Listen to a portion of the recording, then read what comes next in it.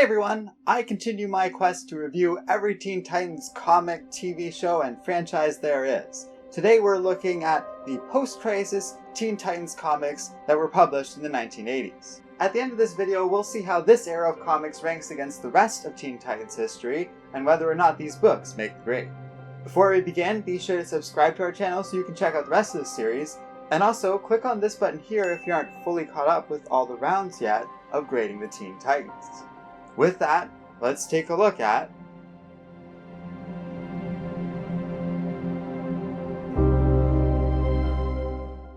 the era following the Crisis of Infinite Earths over at DC Comics can best be defined by change. For most characters, it meant a significant revision of their origins, history, and storytelling, and this absolutely extended to characters as large and influential as Batman, Superman, or Wonder Woman. Teen Titans is a bit of an exception to this, but one that feels very appropriate when you get into why. At this point in history, Marv Wolfman and George Perez had just revised the Teen Titans team heavily into what we know them as today. That was the whole point of the last two rounds of this series after all, so doing a whole reboot of them again, by the same creative team, only a few years after the fact for the Crisis of Infinite Earths, would have been unnecessary and probably confusing for an already complicated era of superhero comics. Without a doubt, it's also relevant that Wolfman and Perez happen to be the creators of the Crisis of Infinite Earths itself, and therefore it's not too hard to believe that they were able to steer the entire crossover event in a way that specifically let the Teen Titans series continue basically uninterrupted. So the Teen Titans marched on with a number of books that ran for about 4 years that we're covering today, and aside from a trivial name change, most of the continuity remained intact. There wasn't major continuity shifts in the Teen Titans or a change in tone like in other series going on at the time. This era remains a fun time to be a Teen Titans fan and read these books, to a degree. But it is always going to be difficult for any era to follow two back-to-back run of Teen Titans comics that were both so good I felt the need to give them an A+. By definition, with this relativistic grading system, that means those are the only A+s I had to give for the entire series. As far as I'm concerned, we've already covered the best of the best when it comes to Teen Titans history, and it's just kind of looking at everything else and how much it measures up to that. So yeah, it does kind of mean we can only really go downhill from here for the franchise, but I'll get into certain caveats around that as we get into the series more. But that feeling of going downhill definitely defines a lot of this second volume of New Teen Titans we are reviewing today. While it starts out strong and George Perez does kick around for a number of issues in this series, his involvement and creative contributions start to fade away, and with it, the magic of this era of Teen Titans begins to wane. It holds out for a good long while, helped by the fact that Marv Wolfman is very much still around and not going anywhere. He still has a lot of creativity in his writing, especially in this point of the series, but as we talked about in past reviews, George Perez also contributed a lot to those older stories, and his absence is immediately felt, not just in the art, but in the tight focus of the older books, all of it just vanishing at once. I don't want to be too down on this era, and it is important to remember that just because these post-crisis books don't quite live up to what came before, doesn't mean they are bad. It's just a certain reality that something had to follow up on what to date remains peak storytelling in Teen Titans history, and because of that, nothing can really compare all that well, even decent quality books like this volume we're talking about today. There's something really entertaining and wonderful about the new Teen Titans, but unmistakably, something is also clearly missing from those earlier moments with Wolfman and Perez. Even in the books where Perez is still contributing to the plot, the art just can't maintain that same level of energy, and everything just feels diminished with it. It's not such a drop in quality that these books are bad by any standard level of critical evaluation. In fact, they're pretty damn good. But they aren't anything like what the Teen Titans were at their best, and other series would go on to be more creative with the source material. If you can't tell, we're going for a pretty big drop from the back-to-back A+s I've been giving for the last two rounds. However, it should be noted that it also is because it really forces a comparison to what came before, and what came before is so exceptional it would be hard for any series to live up to that standard. When you take a larger view of the franchise as a whole, New Teen Titans Volume 2 does feature a lot of fun content and bits I enjoyed quite a lot. This first story, The Terrors of Trigon, features the Titans going up against one of their greatest foes, and the storyline is so good and very exhilarating. It's also the last time Perez would be a permanent part of this series, so I don't have a ton of memorable stories coming to mind beyond those first 5 issues. The following story arc gets into some content surrounding Mount Olympus, and things just immediately feel different and wrong. The colors aren't quite as polished, the pencils and inks don't have the same level of detail to them, and even the story from Wolfman feels a lot less tight.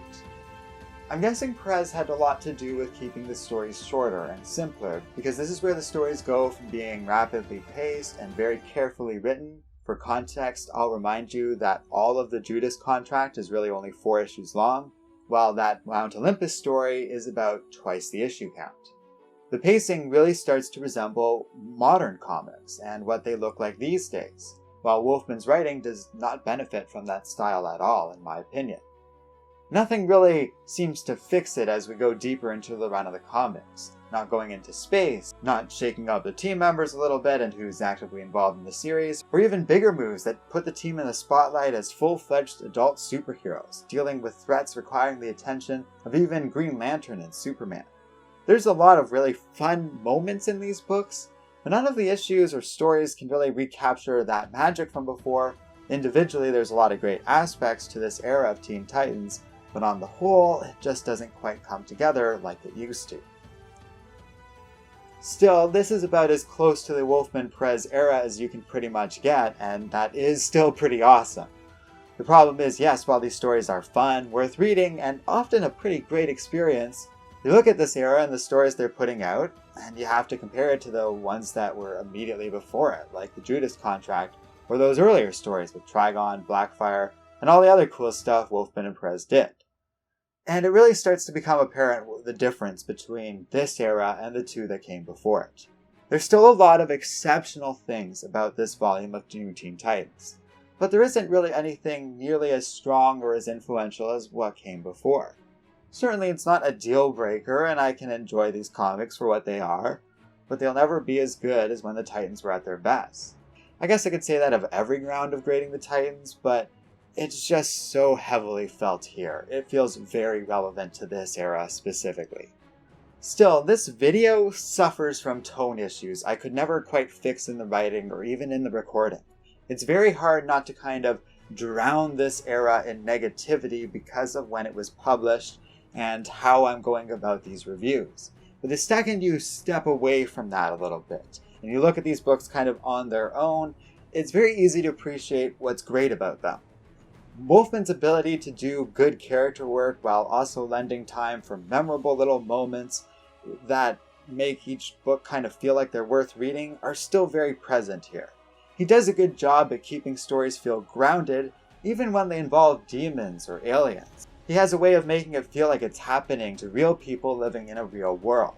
Not every Titan book or run would be so lucky, and with all that in mind, I will say, when it comes to Teen Titans, you could do so much worse than these comics.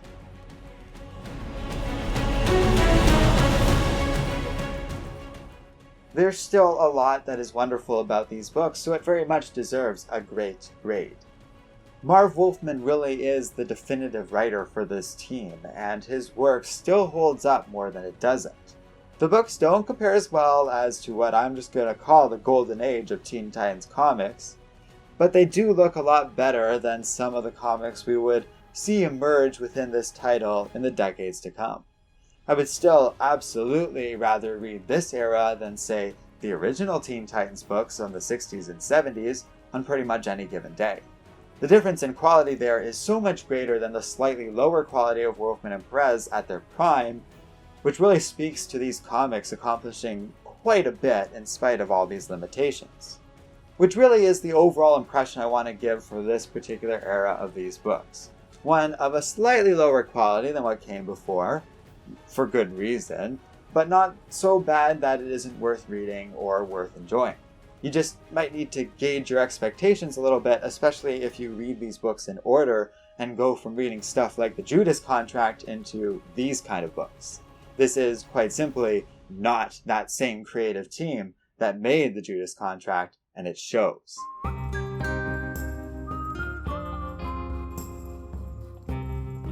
Next time, the downward slope threatens to continue as we go into the 90s with the Teen Titans books. Will they hold up? Well, you'll have to find out next time here on Comic Island.